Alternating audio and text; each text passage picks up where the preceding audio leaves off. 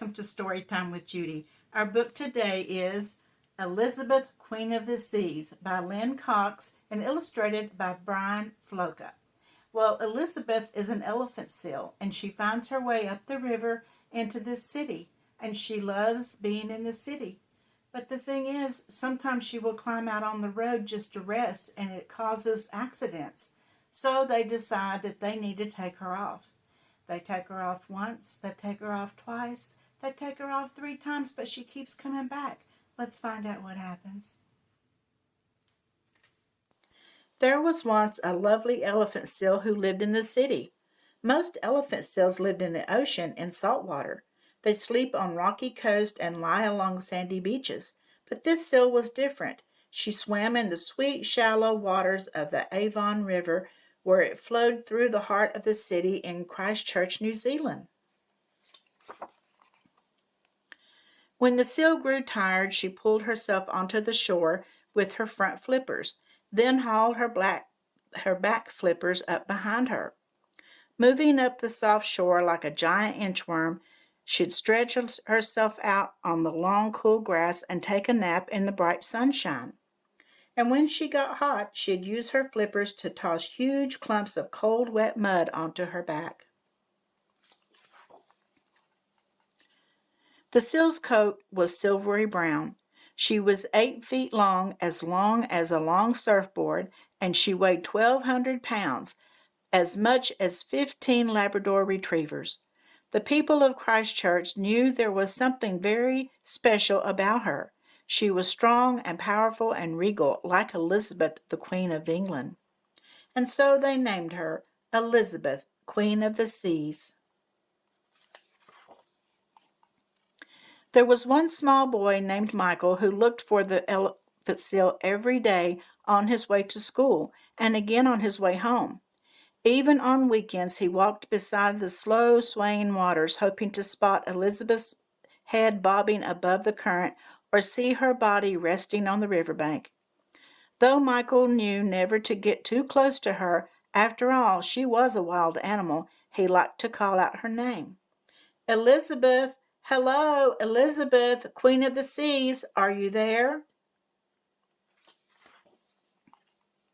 And if Elizabeth was near, she turned and looked at Michael with her dark brown eyes.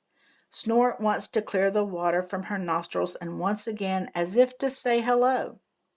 Early one morning, when the grass was still wet, Elizabeth hauled herself up to the top of the riverbank and stretched out across the 2-lane road.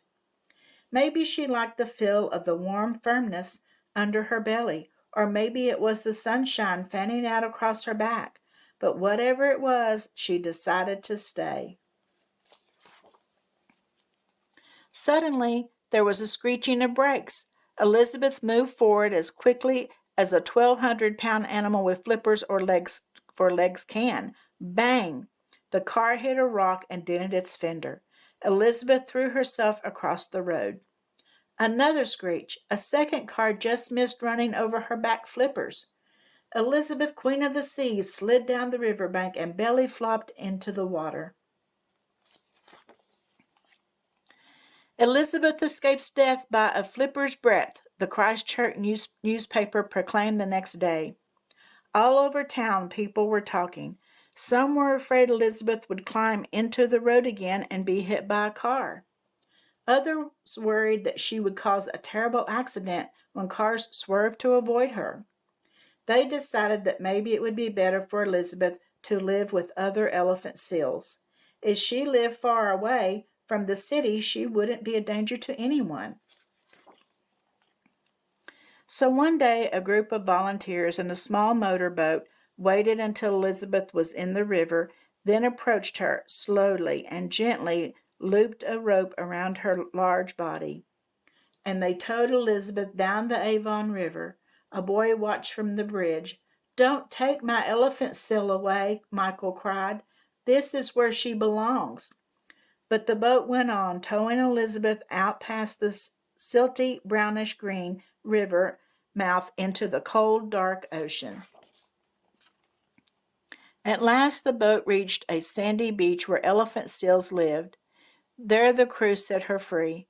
Before Elizabeth, hundreds of elephant seals lay squished together. Huge males, 3 times the size of the females, were roaring, bellowing, and belching. Mother seals called to their babies with squeaks and squawks and whimpers, and babies squeaked back. Maybe it was because the beach was too crowded and noisy. Maybe she missed Christchurch.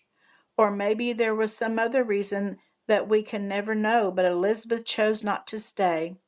Instead, the Queen of the Seas turned around and made herself as streamlined as possible, tucking her front flippers close into her sides so that she could move swiftly through the water.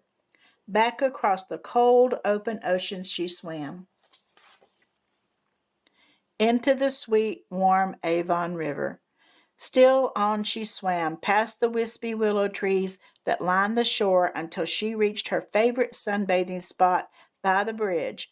There she hauled herself out onto the riverbank and lay across the warm road. "Elizabeth, you're home!" Michael shouted. And Elizabeth lifted her big head, looked at him with her dark brown eyes, snorted loudly once, then snorted again.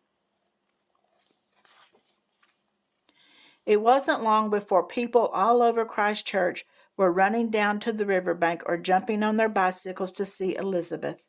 The traffic safety officers called the boat crew, who caught Elizabeth yet again. This time they towed Elizabeth to a seal colony far, far away from the city.